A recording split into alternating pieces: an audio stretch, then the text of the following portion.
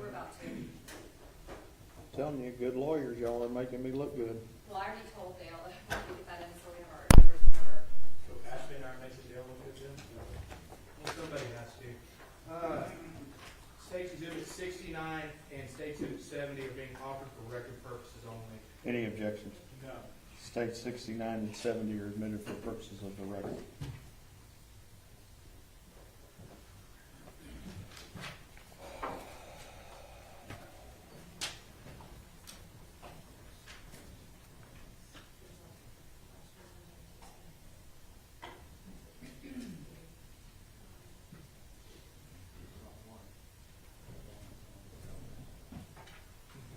Judge, we have another, the state's just tendered to us 5 exhibits that they intend to offer in real, Atatiana Jefferson in real life.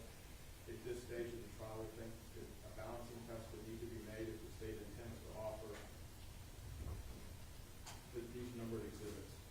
If you're in the guilt innocence phase. What are they? What numbers?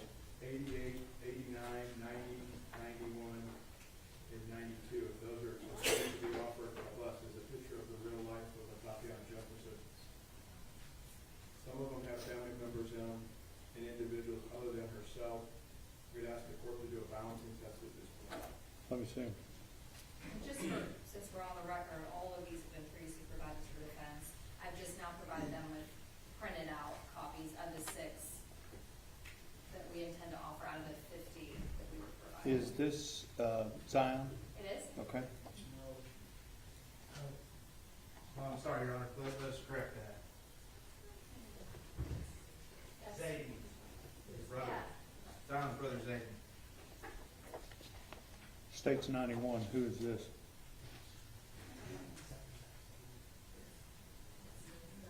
That's Zion, Judge.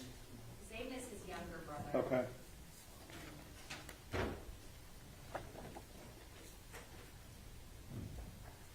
Okay, so for purposes of guilt innocence, I will allow states 90, 91, and 92. If we get to punishment, the court would allow states 88 and 89 to come in at punishment. I have 87 on those 2. Can I just? Yeah, I'm just looking at the stickers.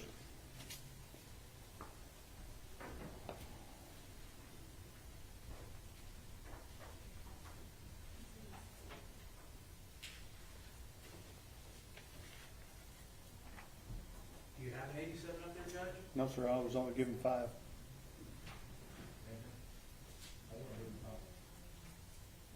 Okay. Can you, so 80, so 90, 91, and 92, you would allow during guilt innocence. The others would be only, The photos of her and the photo of Zion, because the jurors have heard from Zion. okay. The photos with the other family members is for an issue of punishment, if we get there. Okay, thank you, Judge. Okay? Judge, I understand that the state's going to be playing the other portions of Zion's interview. When they played the other part yesterday, the audio was only like at 55 to 60%. We asked that it be turned up, just like they turned up Dean's body camera to 100%, so the jury can hear what Zion's saying. Do you have it on the desktop, Ms. Diener? The new? I do. You want to practice that? Yeah, let's pull that up and let's see how, let's pull it real quick so we can see the You volume. were talking about your Aunt Atatiana, and you're talking about the weapon that she had. Tell me more about what that weapon looked like. That's good. That's good. Okay. All right, that's fine. So the volume that the interview was just played at, that would be the volume I would play it at in front of the jury. Is that agreeable with the defense? Yes, Your Honor, thank you. Okay.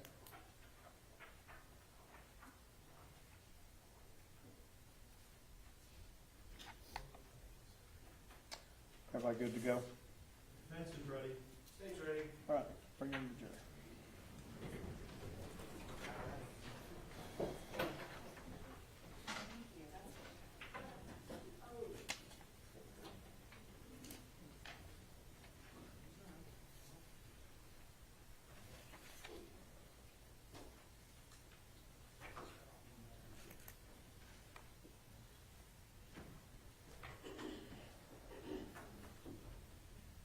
That's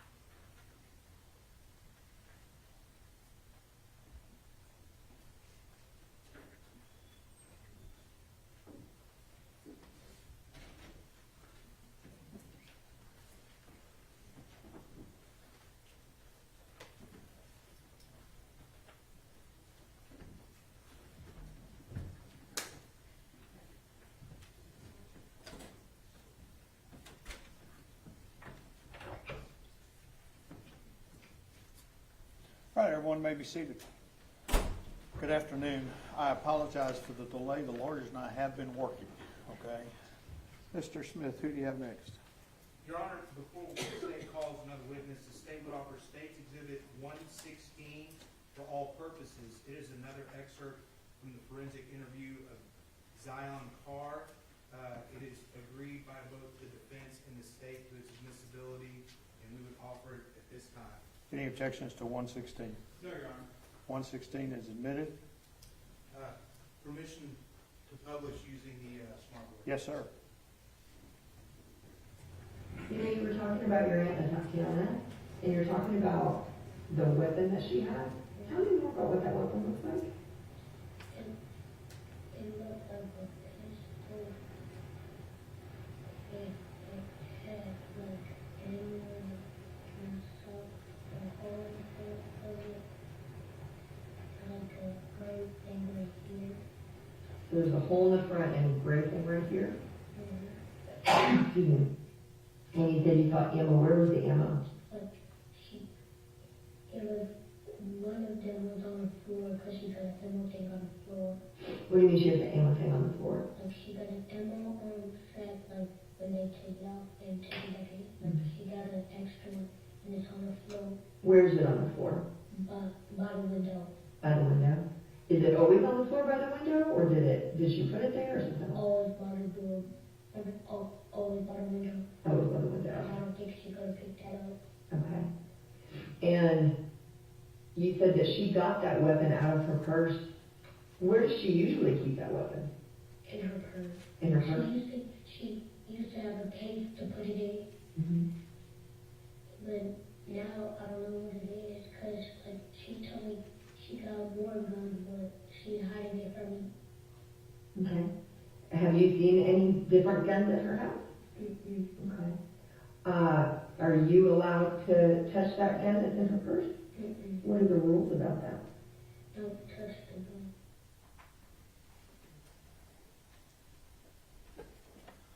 Mr. Smith? State calls Dr. Richard Freeze. Dr. Freeze?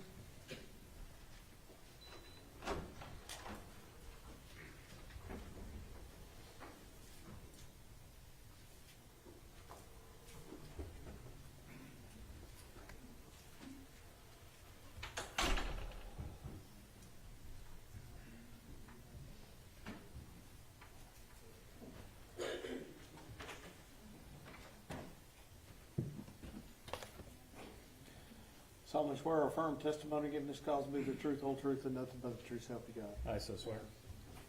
Rule of evidence is in effect. Don't talk about the case with anybody else except the lawyers, okay? Okay. Mr. Smith? Dr. Freeze, would you introduce yourself to the jury, please? Yes, my name is Dr. Richard Christian Freeze. I'm a deputy medical examiner at the Tarrant County Medical Examiner's Office. How long have you been over at the Tarrant County Medical Examiner's Office? About 10 years. What is, you said you're a deputy medical examiner, what's that mean? We are forensic pathologists. We investigate deaths. In particular, our office is concerned with determining the cause and manner in which people died, and in particular, deaths that are not natural or suspicious in nature. Okay, so what's it mean to be a forensic pathologist?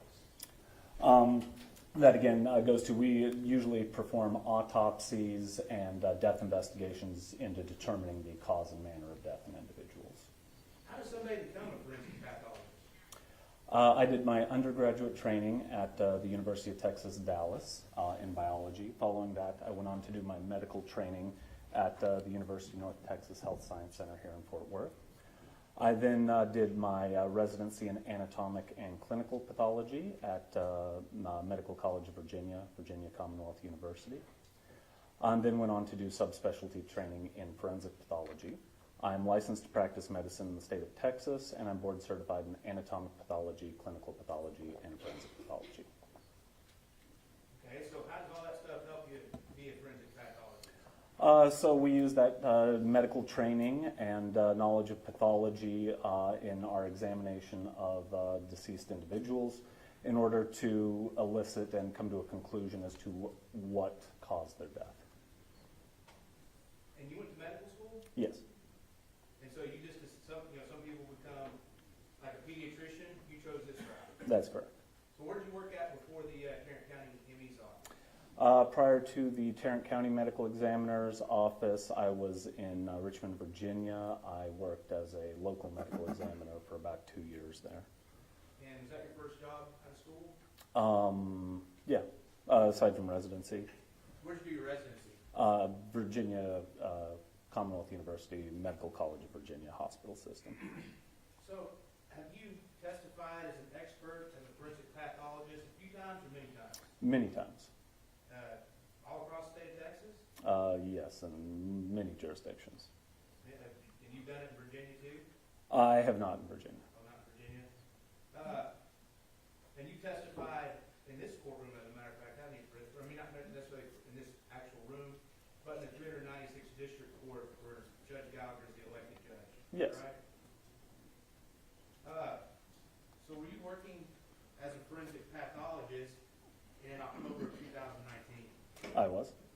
And as a result of working there at the Tarrant County ME's office in October of 2019, did you have the opportunity to perform an autopsy on an individual named Atatiana Jefferson? I did. So, could you just kind of give a brief synopsis of how you do an autopsy? Okay. Jury? So deaths will be reported to our office. How this generally begins. They can be reported by anyone. Most commonly, it will be by the police agencies, first responders, hospitals, and we have staff on hand 24 hours who will take those calls. When we take that case, we'll assign that case a unique identifying case number that will then follow that case throughout the process.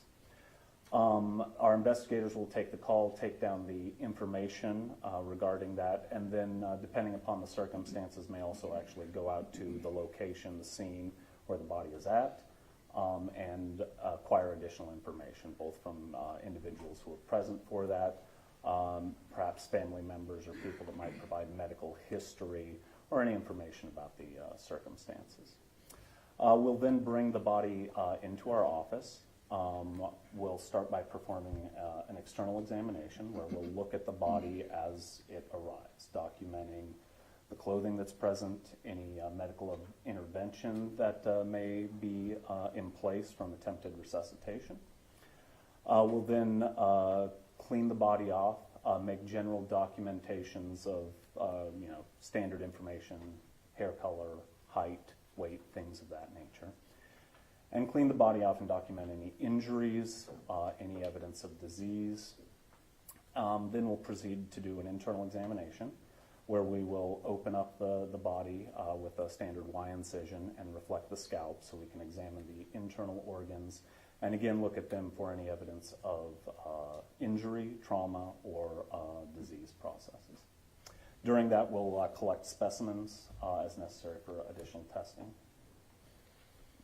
So, exactly on what day did you perform the autopsy on Atatiana Jefferson? That was the 13th day of October 2019, Around what time? 11:30 a.m.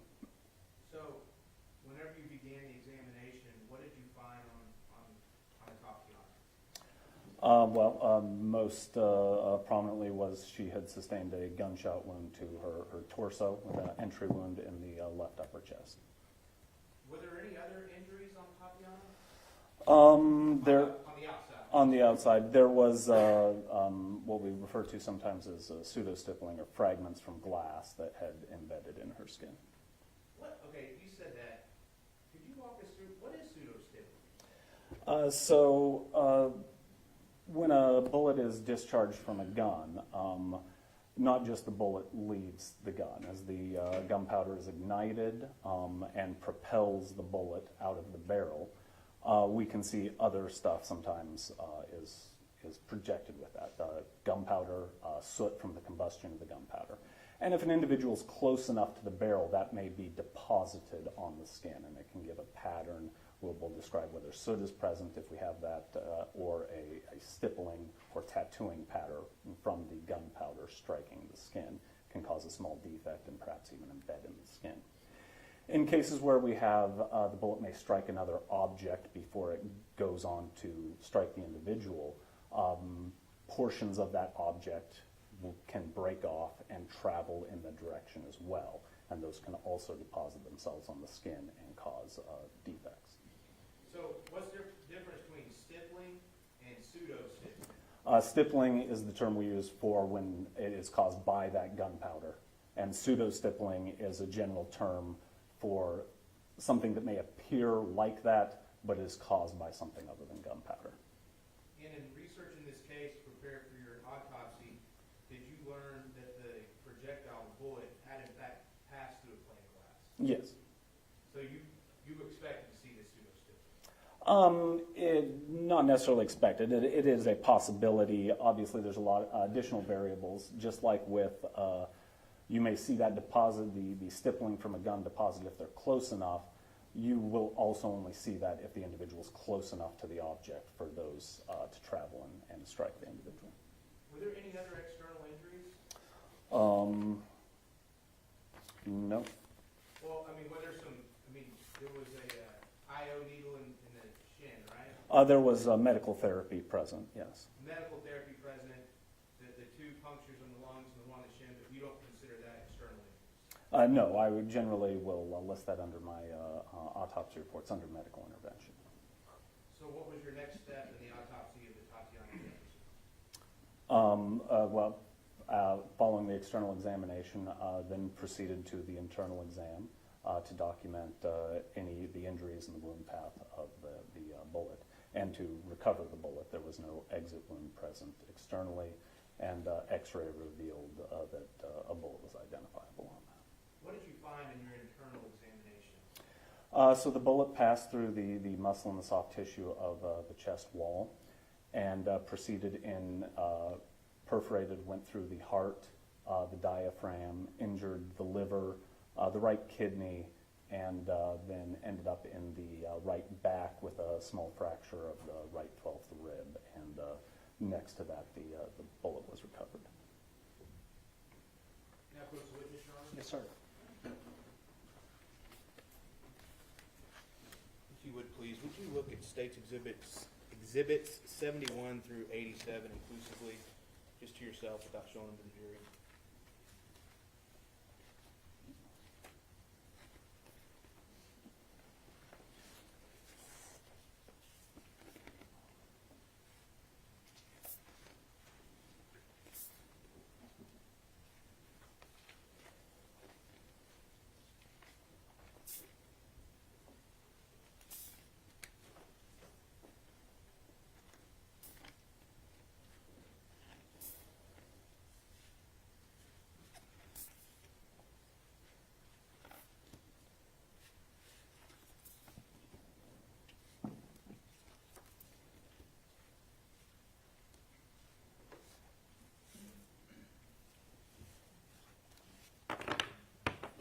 Do you recognize State's Exhibit 71 through 87 inclusively? I do. And are they pictures that were taken during the autopsy of Atatiana Jefferson? Yes, And they truly accurately depict what you saw while performing this autopsy? they do. And that is it including the projectile that was recovered as well as an X-ray so you could find the projectile on her body? Yes. At this time, Your Honor, State offers State's Exhibit 71 through 87 inclusively for all purposes, tendering to defense counsel for review. Mr. Good, you previously, outside the presence of the jury, objected to State's Exhibits 75, 76, 80, 82, 83, and 84. Do you renew those objections? We do, Your Honor, and I apologize for not standing as I'm looking through these.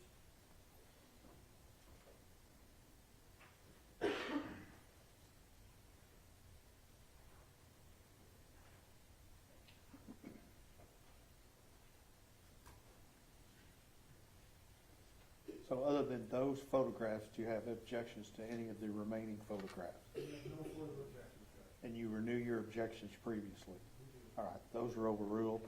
States Exhibits 71 through 86 are admitted, and you may have a running objection to the photographs that you objected, and I overruled your objection. Did you say 71 through 86? 86. It's actually 87. 87. 71 through 87 inclusively. Got it. 87 is admitted.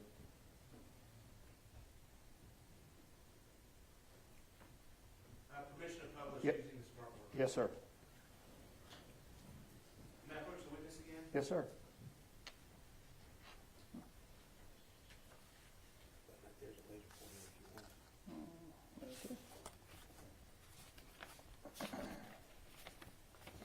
right, first, we're gonna show you what's been, first, I'm gonna show you State Exhibit 71. What are we looking here? Here we're looking at Ms. Jefferson's hands, in this case the right hand. Standard procedure to photograph the hands, particularly in gunshot cases. State Exhibit 72. This looking at the prior one being the back of the hand and now looking at the palm. State Exhibit 73. And then the back of the left hand 74. and the palm of the left hand. All right, State Exhibit 75. What's the jury seeing here? So in this photograph, we're looking at the upper chest and neck of Miss Jefferson. We can see the hand as it's positioned there. And we can see many of these multiple small superficial kind of punctate defects. And this is the pseudo-stippling caused from the glass fragments striking the body. So each and every one of those little dots is a little piece of glass? Yes. State Exhibit 76. Here we've, similar picture, we can see a little more of the neck. Here's the chin, and we can see a little more of the chest and the deposition of the glass and the defects caused by it. And the bottom, from our bottom, that's her neck. Yes, this is her chin here, the neck, the right shoulder, and then the chest here. Okay, State Exhibit 77. This is a close-up of the defects, again, caused by that glass on the anterior of the front of the right shoulder. Why aren't they all the same size? As glass fragments, you will get different sizes for that. And so there's a lot of variability with that depending upon the type of glass. Okay. And what about State Exhibit 78? In this picture, we can see both in the background the defects we were looking at earlier, and additional, we can see more of those present on her face. Can you go back to 78, please? Are they even on her lips? Yes. So those small pieces of glass were traveling fast enough to break the skin Yes. and then bleed. Is that right? Yes. They're largely superficial. They don't penetrate deeply through the skin, but. And can we see something in the top upper left corner of State Exhibit 78? Yes, and there we can see the entry gunshot wound. Okay. State Exhibit 79. 79 is, again, looking at the right upper chest and shoulder where we saw those, the pseudo-stippling previously. Okay. State Exhibit 80. 80, we're again looking at the upper chest and the face. We can see the pseudo-stippling caused by the glass and the entry gunshot wound on the left upper chest. Okay. What about State Exhibit 81? What are we seeing there? This is a close-up of the entry gunshot wound. We can see it's a little oval in shape. There's abrasions around the margin, and we don't see any gunpowder or soot that I previously described there. Would you have, from what you know of this case, the bullet going through the window, would you have expected to see the soot? I wouldn't in that scenario, no. But it's something we always look for. And why not? Because there is a target interposed between the firing of the gun and the individual. And I know there's no soot there around that bullet wound, but is that what you would expect? Is that how a bullet wound looks on human skin? Yes.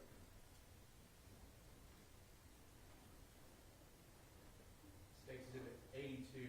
So, what is this a picture of? This is a picture of her heart. We have the anterior surface of the heart here, and we can see the defect caused by the bullet there. And you, with your laser pointer, for purpose of the record, you pointed to a very dark, almost cavity in the right portion of the heart, maybe a little bit to the lower half on the right side, from looking at the picture on That's correct. So is that where the bullet went into the heart? Yes. Where did it strike the heart exactly? So it went into the heart at the anterior surface and involved the left ventricle. So the left side of the heart here is the left ventricle that pumps all the blood out to the rest of your body. So it's the largest chamber here, and then this being the right side. So it went through the left ventricle, and then there's what we call the interventricular septum. There's a septum that divides the right and left ventricles. It proceeded through that and then through the right side of the heart. Judge, if I could interject briefly, the witness appears to be reading from something up there on the witness stand as he answers the question. Are you referring to your report? Yes. It appears he's referring to his report. You wish to see what he's looking at? Okay. Okay, don't read from it, just use it to refresh your memory, Yeah. okay? So what happens when a bullet goes through a heart like this? Well, a few things. Blood will exit the heart. The heart is the muscle that pumps blood to the rest of your body. With a hole in the chambers, as the heart continues to pump, that blood will exit the heart, and it will enter into both the pericardial sac around there and into the chest around there. And as the chest fills up with blood, that will compress the lungs and make breathing more difficult as well. And with that blood loss, we will have an inability to provide oxygen to the brain and other tissues that will cause eventual death. How fast would you expect the blood to be coming out of the heart with a wound like that in it? Pretty quickly, especially with an injury to the left ventricle. Go on to State's Exhibit 83. What is this a picture of? Here we're looking at the liver, and we can see, this is looking at the backside of the liver with the gallbladder here. The diaphragm would sit above this, and we can see the wound path continuing. After it goes through the diaphragm, it continues through the liver here, causing this disruption and destruction of tissue. And for the record, the witness has used the red laser pointer to point out the apparent injury that goes across the top right quadrant of the liver in State's Exhibit 83. So, if you this type of injury just on the liver, is this bad? Yes, the liver is also highly vascular. A lot of your blood passes through that in order to metabolize substances. Has a lot of function for that. So you can expect a lot of blood loss from a larger liver injury like this as well. And State's Exhibit 84, what is this? Here we're looking at the right kidney, and we can similarly see the defect there caused by the wound path injuring the pole of the kidney. And for the record, you were pointing at, you can see the clear wound at the top quarter portion or top third portion of the kidney in State's Exhibit 84, is that right? That's correct.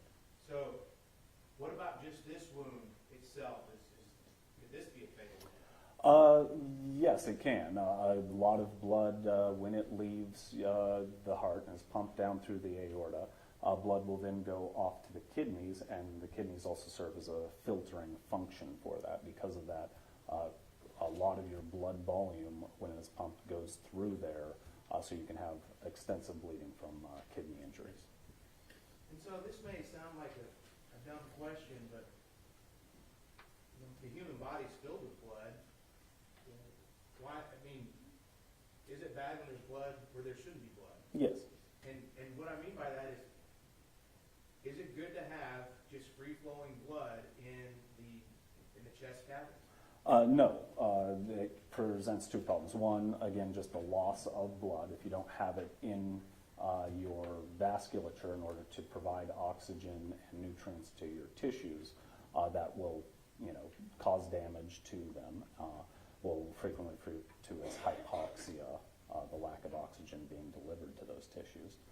Additionally, we may have other problems caused by the blood being in an inappropriate cavity. As I mentioned earlier, is that blood, as it pumps out and collects in the chest, that will put pressure on the lungs, keeping them from expanding and inhibiting breathing, which will further exacerbate the inability to oxygenate your blood.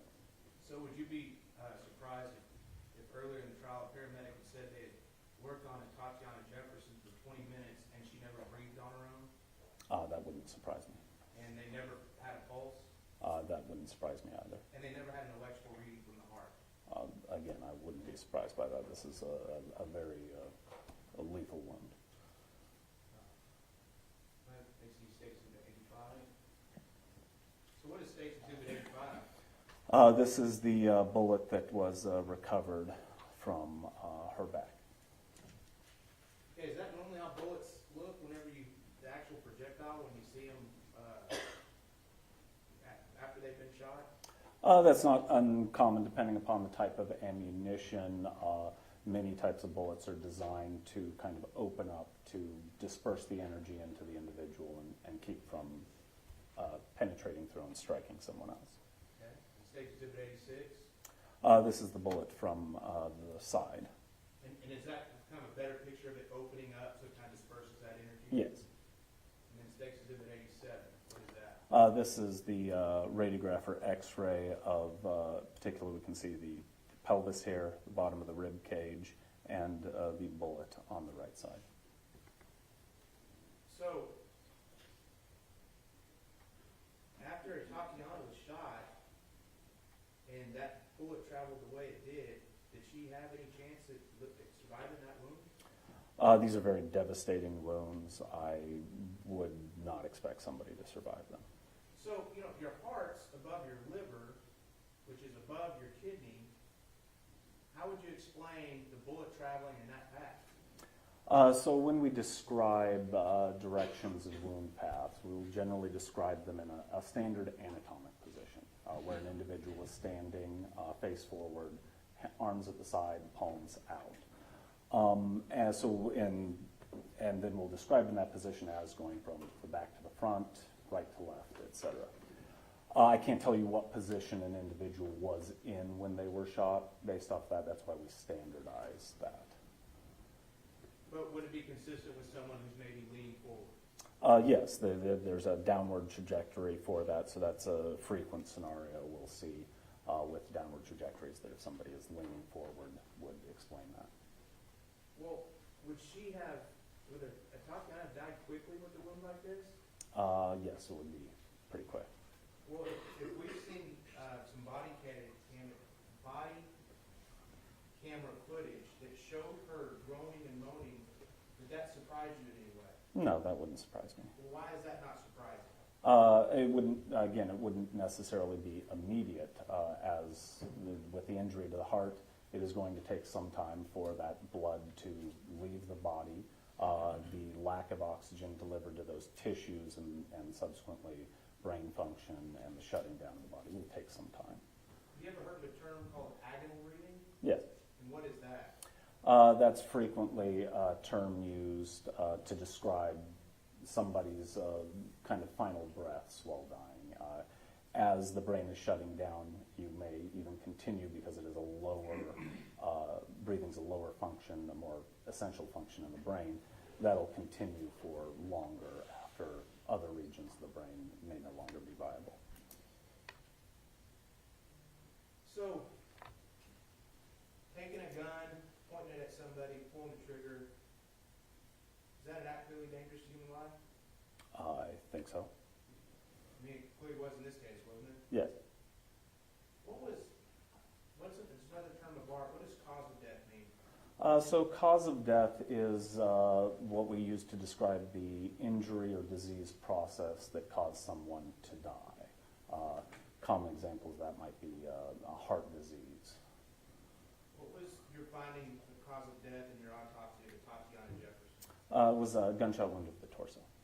And what does manner of death mean? So manner of death is how we classify deaths. As the classifications are natural deaths, which are due entirely to a natural disease process. Accidental deaths, where common examples of that may be motor vehicle collisions or drug overdoses. Suicides are when the person inflicts the death upon themselves. and then homicide is death at the hands of another person. And what was your ruling for the manner of death in your autopsy of Atatiana Jefferson? Homicide. We'll pass a witness. Cross-examination. Thank you, Judge. Good afternoon, Doctor. Good afternoon. You doing all right this afternoon? I am. Your manner of death, homicide, suicide, accident, there's also an undetermined, isn't there? Yes, there is. And in this case, you determined the cause of death to be homicide, is that right? That's correct. No. That's a medical term, is that right? More of a functional term, I would say. Well, I guess the point I want to make is that homicide is not synonymous with murder, is it? That's correct. We don't make determinations of murder. That's left to triers of fact. Okay, so murder's a legal term, right? That's my understanding, yes. It has a specific legal definition in the state of Texas, doesn't it? Yes. And it also has a series and set of justifications that apply to a murder case also, is that right? I'm not a lawyer, but that's my understanding. You were describing earlier the path that you described to this bullet as it traveled through Ms. Jefferson's body. Yes. And maybe you could either I could demonstrate on myself or you could demonstrate on yourself. Would you show the jury where, if you were use your body to demonstrate Ms. Jefferson's body, show the jury where the bullet entered her body? So it was on the left upper chest, as we saw in the pictures, in this both this area. And where did you locate the projectile that you located? The bullet was in the soft tissue of the right side of the back near the 12th rib. And the entry, you do some measurements when you do an autopsy, is that right? Yes. Okay. And isn't it true that the measurement that you ascribed to the entry wound was 11 inches below the top of her head? Yes. And you can feel free to consult your report if you do not recall off the top of your head. Yes, it was 11 inches below the top of the head. 11 inches from top of head to entry gunshot wound, is that right? That's correct. Okay, and then where you located the bullet was down here in the lower back, is that right? That's correct. Did you measure the location of the projectile? Yes. And what was the measurement you got? That was 21 inches below the top of the head. So would it be a fair statement that the projectile was located 10 inches lower than the entry gunshot wound? Yes. So from here, from entry gunshot wound up here to the location where it was found is a 10-inch space, is that right? That's correct. So the bullet traveled through her body in a downward path. Yes. Is that a fair statement? Yes. Did it also travel from her left to her right? That's correct. You measured it to being from the front center of her body, you measured it to be 4.5 inches to the left of the front center of her body? Yes. And in the rear of her, where the projectile was located, you measured that from the posterior midline, the back, the middle of the back, is that right? That's correct. But you described the direction looking at it from the front, is that right? Yeah. Oh, yeah. Again, the direction we describe as in a standard anatomic position. Which is facing the subject, right? Yes. So the bullet ended up being 4 inches to the left of her backbone as you look at it from the front. No, we turn the body over to measure it from the back when we recover that. So, but it is the midline and the back and the front are in the same. So let's look at your report real quick. Because in your description, you're describing it as you saw it from the front. Look at the bottom of page 5. Mm-hmm. The bullet is recovered from the subcutaneous tissue of the right lower back, 21 inches below the top of the head, and 4 inches left of the posterior midline. Yes. So Posterior is back. it is back, isn't it? Yes. And it was 4 inches to the left of the posterior midline, Oh, right? I mean, yes, that appears to be a typo on my part. That should have been 4 inches to the right. Okay. Stand up and show the jury. Let's forget all about the directionality and everything else. Show the jury where it was. So the bullet was around here in the back. Okay. So not only did the bullet travel from top to bottom in a downwards direction, it also traveled from left to right. Is that correct? That's correct. So could you show the jury how Miss Jefferson would have been facing the weapon that struck her? Again, I can't tell you the position of the body in any given instance. Well, did the bullet deflect as it entered her body? I don't have anything to suggest that. Okay. Well, then it traveled in a straight line path, right? Generally, they do. Okay. And they generally travel in a straight line path from the muzzle to the target, too, don't they? That's correct. All right. So, would it be a fair statement that she had to have been facing the weapon in a somewhat crouching position? It was consistent with her facing the weapon and leaning forward. And also, she was facing it in a bladed stance, wasn't she? I'm not sure what you mean by that. Well, she wasn't facing it directly center on, was she? Yeah, that would be consistent with her being turned somewhat to her right. To her right, which is this way, correct? Correct. So, relative to the bullet, she's down like this and twisted to her right slightly. That would be consistent with the wound path. So you described her being based upon your observations during the autopsy and also the investigative work that was provided to you. You understood that there was an intermediate target between the muzzle of the weapon and Miss Jefferson, is that right? Yes, And you understood that to be a glass window, correct? that's correct.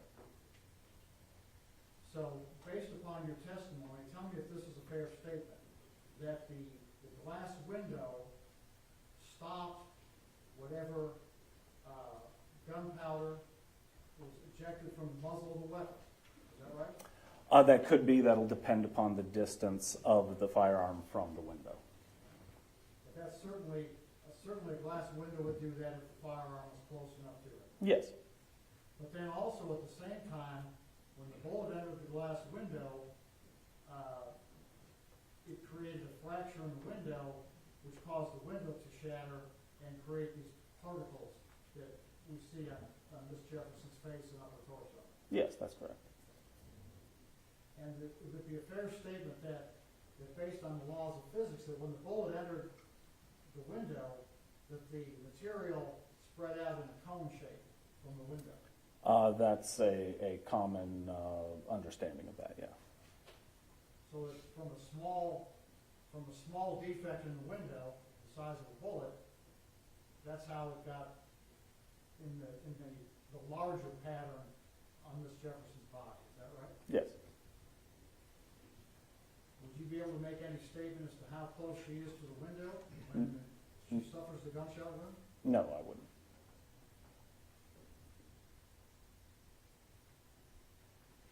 Do you have any idea how far the glass particles might travel?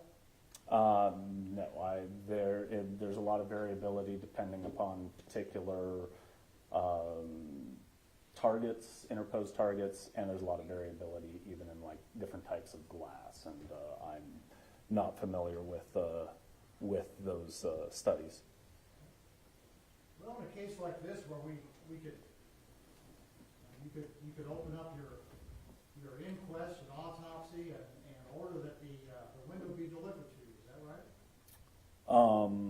I probably could make a request for that. And the police department would probably even furnish you the exact weapon that was used to fire the projectile, is that right? They probably would. And then some experiments could be done to determine how far the glass particles are spread by the gunshot. I would recommend that more be for a firearms expert or an engineer for that type of a study than myself. It could be done, isn't that right? It could be. Now, your office doesn't just conduct autopsies, isn't that right? We do have a crime lab as well. You have a crime lab that contains a DNA laboratory, Yes, you do DNA comparison work, yes, you have a firearms lab, yes. you also have a trace laboratory. Yes, so that's been discontinued. You know when it was discontinued? I do not recall. What is a trace lab, what type of work does a trace laboratory perform? Frequently, they do examinations on things, trace evidence, things like hair, fibers. Gunshot residue? Yes, so they will do scanning electron microscope to examine for gunshot residue. In this case, when Ms. Jefferson's body was presented to you, were her hands bagged? I would have to check my notes. Please do.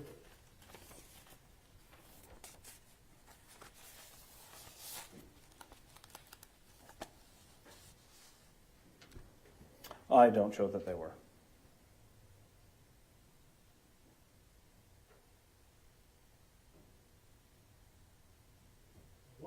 What is involved in swabbing the person's hands for gunshot residue? We use stubs to collect particles from an individual's hands to test those particles or any material that might be there for whether or not gunshot residue is present.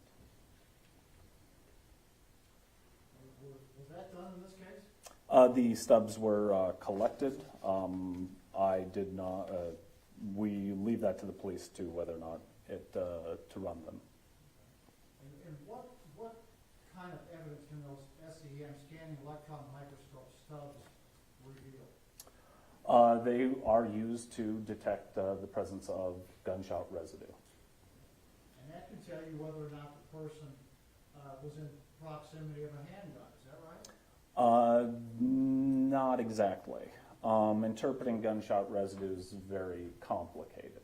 So, for instance, an individual may have a positive test, but they may have been in the vicinity of a fired weapon. They may have handled a weapon that had been previously fired. They may have had contact with a surface that was in the vicinity of a fired weapon. Or individuals who have washed their hands, we may not find it in that scenario. And there's variability based on ammunition. Some ammunition doesn't show up as well on gunshot residue. Whatever the testing might reveal, that wasn't done in this case, was it? Such testing would not help me determine cause or manner of death. The police department didn't ask if the testing be performed either, did they? I don't know. Who would know? I would ask the police.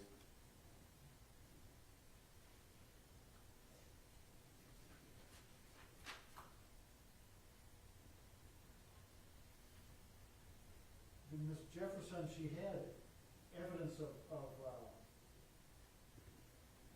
life-saving measures, is that right? That's correct. Okay. So, someone, MedStar, fire department, whoever it might be, someone made a valiant attempt to save Ms. Jefferson, didn't they? Yes. Back at the time that you performed this autopsy, Dr. Pirwani was the chief medical examiner of Tarrant County, is that right? That's correct. And Dr. Pirwani has moved on, and you all have, there's a new medical examiner that has been appointed to the Tarrant County Medical Examiner's District, is that right? That's correct. Now, Dr. Pirwani testified in these courts for many years, and one of the things he used to testify to in a case like this was that if this injury had occurred to this individual in the ER, it's likely that they would not have been saved. Is that the circumstance in this case? Are you asking me what he testified to? I'm asking you what, if this injury had occurred in an emergency room, a level 1 trauma center, for example, like JPS, likely that this individual could not have been saved? I would not expect them to survive this, even in that scenario. Even if the gunshot wound had occurred in the middle of an emergency room, Yes, that devastating. yes. In addition to the therapeutic intervention that you saw, did you also notice that Ms. Jefferson had an insulin pump? That you wore an insulin pump? Yes. And did you also have a catheter that introduced that insulin into her body? Yes. And where was that located? That was present on her, tucked into her sweatpants. Did you take custody of the insulin pump as part of your inquest and autopsy?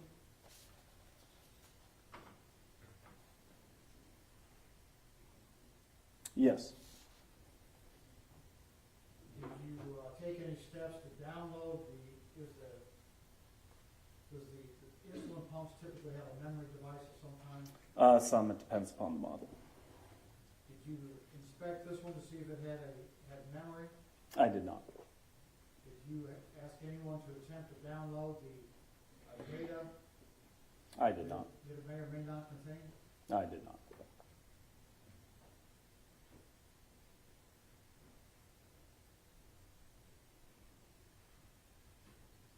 We'll pass the witness. Redirect. No further questions, Your Honor. Dr. Freeze, if you'll step down and just remain in the back for me, okay? Appreciate it.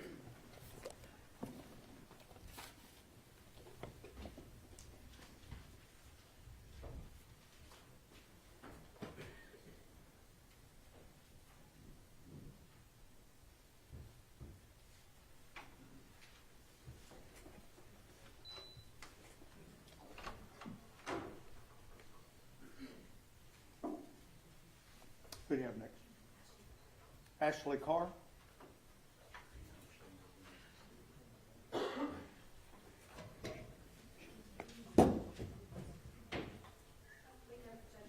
That's fine, but he's gonna mute it, and that's fine.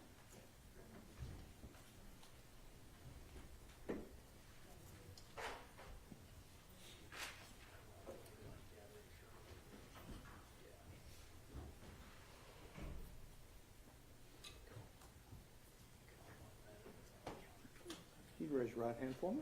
Solemnly swear or affirm testimony given this cause to be the truth, whole truth, and nothing but the true self of God. Have a seat. Is Ashley spelled in its common? Yes. Okay.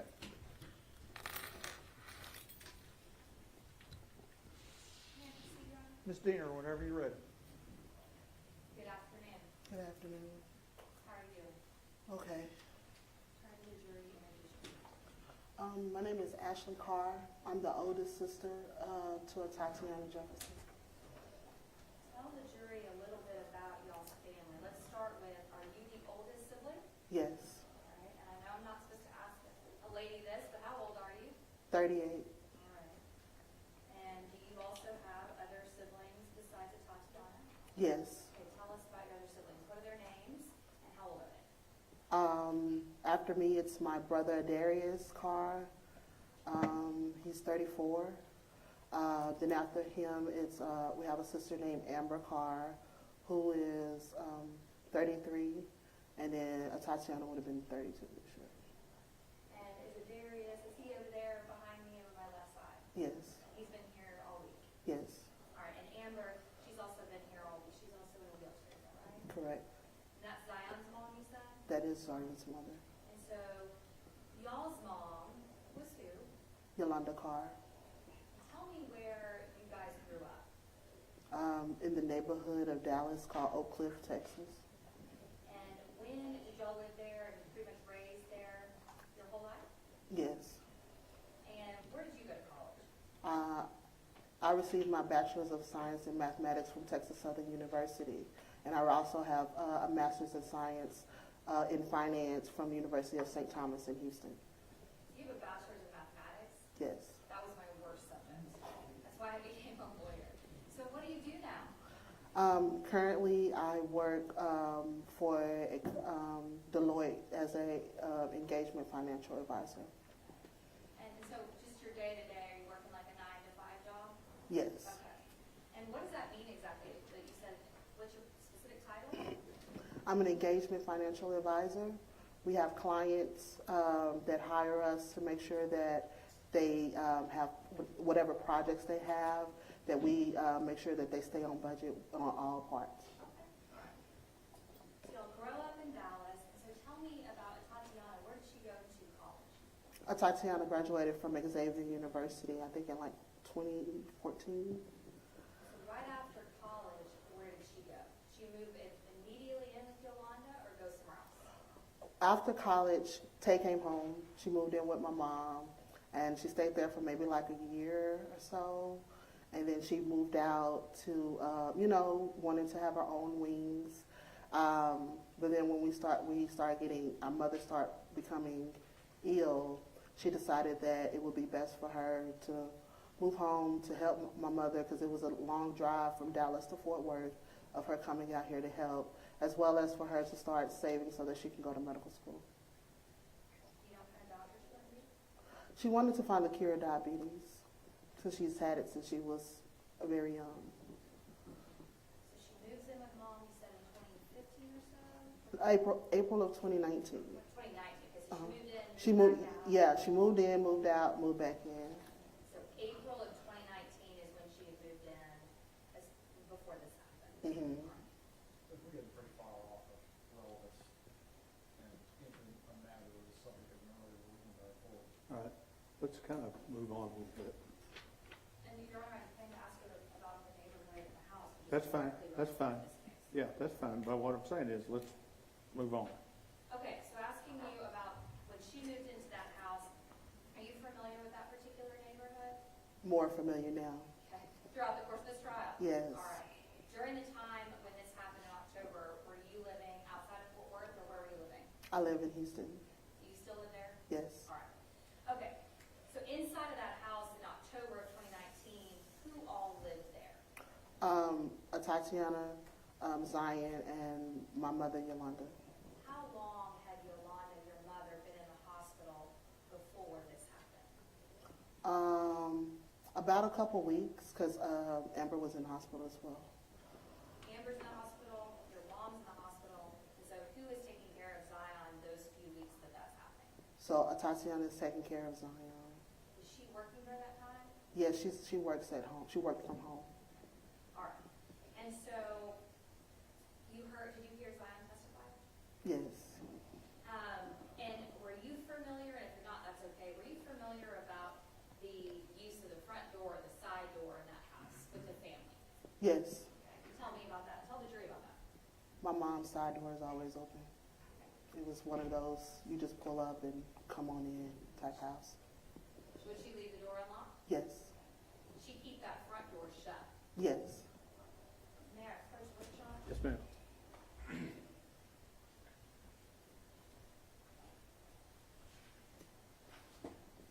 I'm going to hand you what's been pre-marked as States Exhibit 90, 91, and 92. Do you recognize those photographs? Yes. Okay, can you tell me States Exhibit 90?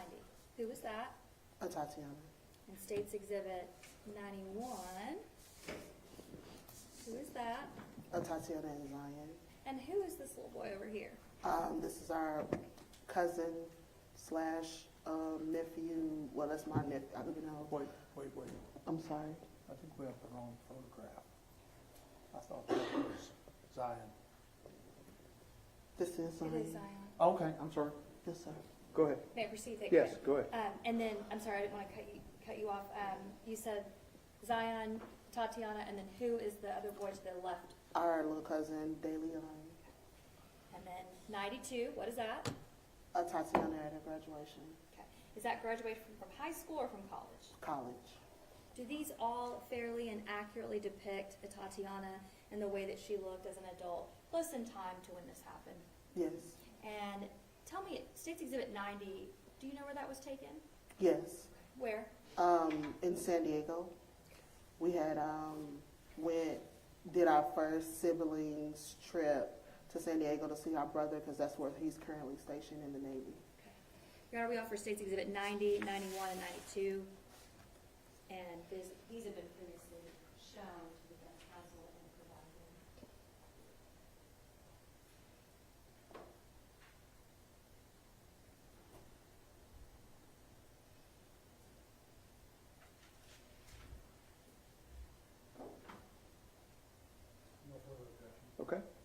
states 90, 91, 92 are admitted. Permission to publish those exhibits? Yes, Mr. Hicks.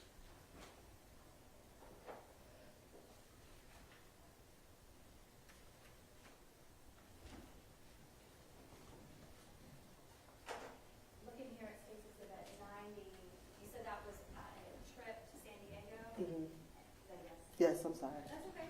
And if you said it's where Darius runs, Hang on. May have gone. oh,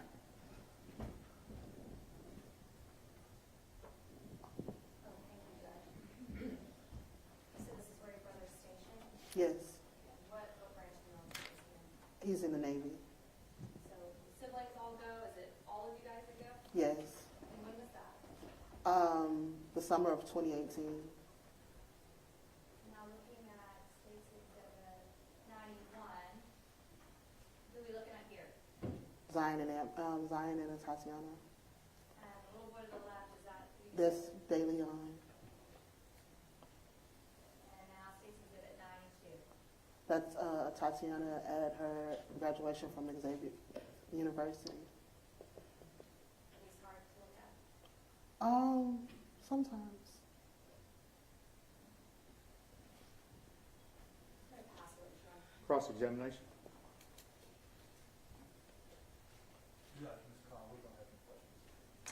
If you will unclip that microphone for me, just lay it right there on the desk, you can step down. Thank you.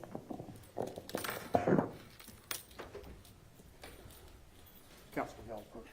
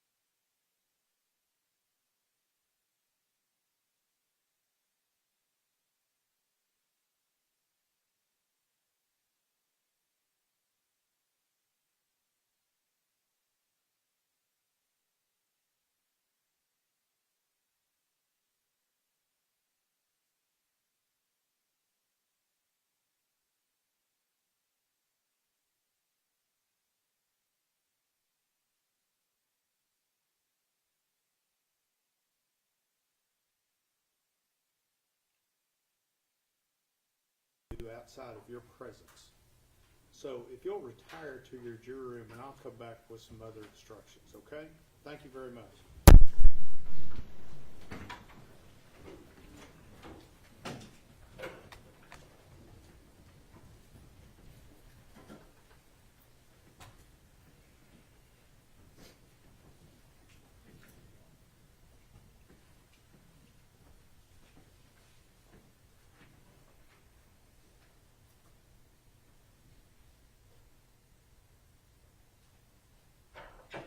All right, this is going to conclude court for the day. There are things that the lawyers and I need to work on, so y'all are welcome to be excused, okay? Thank you very much. Let me see y'all.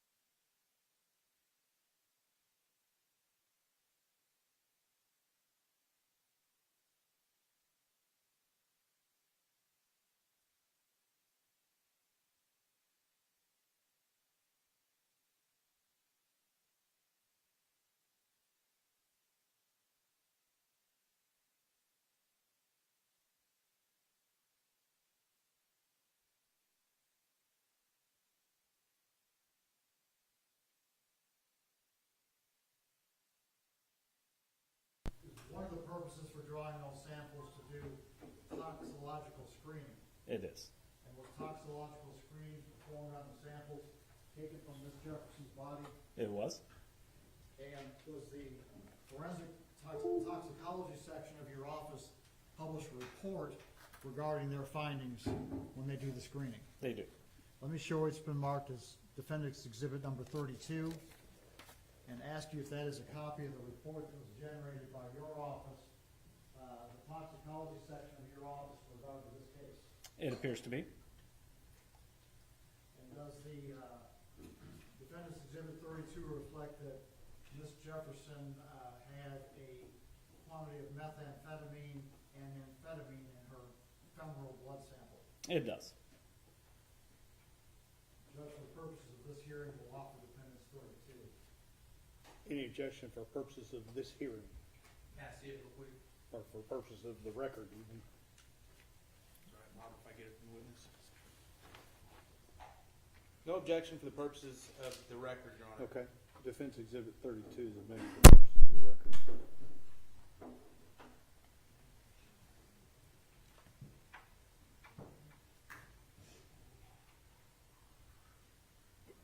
Have you had training in the effects of controlled substances on the human body? Yes. Do you know the effects of methamphetamine on the human body? Yes. And you know the effects of methamphetamine on the human body in quantities such as reflected in Ms. Jefferson's toxicology report? Yes. What would those effects be? Physiologically, we could expect symptoms such as increased heart rate, sweating, increased respirations. How about her sensory perception? Could you be more specific? Would she have a heightened or lessened sense of awareness? Would she be slower or quicker to react? That kind of thing. At this level, I am less sure of those symptoms. This is a relatively lower level for most methamphetamine users, although I would still expect some increased heart rate. Particularly neurologic symptoms are harder to predict. So with an increased heart rate, would that increase the amount of blood flowing through her body? Yes. And presumably in this case, increase, or at least decrease the length of time it would take for the injury that she suffered to be fatal? That's harder to say because we have both the increase in heart rate and the increase in blood pressure, including it causes vasoconstriction peripherally, which would help shunt blood towards the center.